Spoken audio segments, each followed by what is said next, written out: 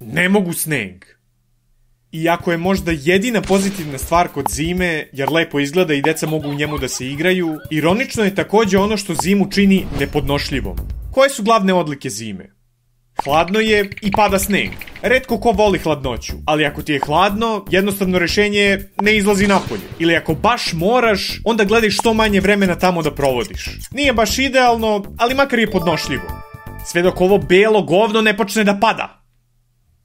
Svi već znate da ja ne provodim mnogo vremena napolju. Ako vam se učinilo da ste me tamo videli, znajte da to nisam bio ja. Ja izlazim samo ako je neizbežno. Na posao, do prodavnice i to je u suštini to. Van toga nema šanse da me izvučete iz kuće.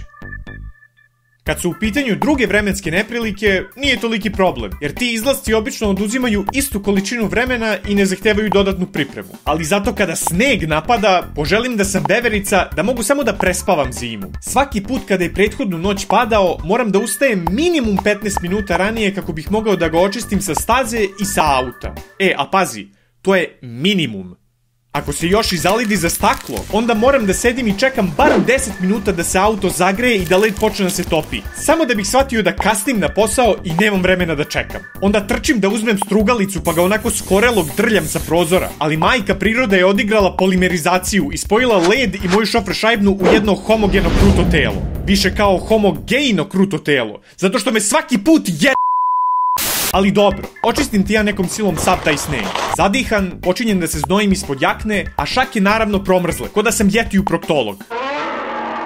Uđem ti ja u kola i napokon počnem da vozim.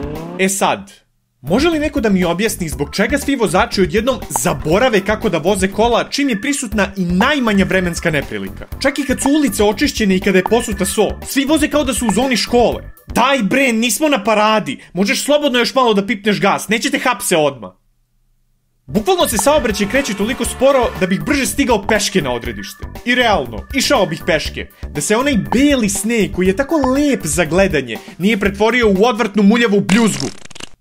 Ideš, gaziš kroz to kao da si u močvari i dovoljno je samo jednom da loše proceniš dubinu i ugazit ćeš u baru. Sva ona blatnjava voda ti onda natopi čarapu i tako mokru moraš da je nosiš ceo dan. Ili još gore, zakoračiš na led i onda se prospeš po trotoaru. I dok ti kao Bambi pokušavaš da ustaneš i da se stabilizuješ, ljudi te gledaju i smeju ti se. Ali niko ne može da ti pomogne, jer će u tom procesu i oni da ljosnu baš kao ti. Ako vam ništa od ovoga ne zvuči toliko loše, za kraj sam ostavio najgoru stvar. Čak i ako ne napuštate kuću kao ja, sneg može na ovaj način da vam pokvari raspoloženje. Ja ne znam da li je do sada prošla jedna zima, a da mi makar jednom nije puko net. I to uvek zbog snega. A da stvar bude još gora, uvek se desi da nestane u najgorem mogućem momentu. Skoro kao da zna. Jeste da je delimično zbog toga što za 99% stvari u životu koristim internet, ali to ne znači da manje smara. Gde god da se nalazite, čak i ako ste u bezbednosti svoje kuće, sneg će pronaći način da vam zasmeta. Ne mogu sneg i dok se ne otopi, ja ću biti u hibernaciji. Ako želite još ovakvih videa, kliknite na neki na ekranu i ne zaboravite like i subscribe. Za kraj veliko hvala Antonio Gorišek, Johnny56, Gavrilo Nikić, Lovro Riger, Lukašin, Mario Vrećo, Odisej, Ogi, Stefan, Tryhard Tadej, Vlad Baš i Juri. Da biste se našli na listi na ekranu, kliknite join, postanite boj i povećajte svoj mozak.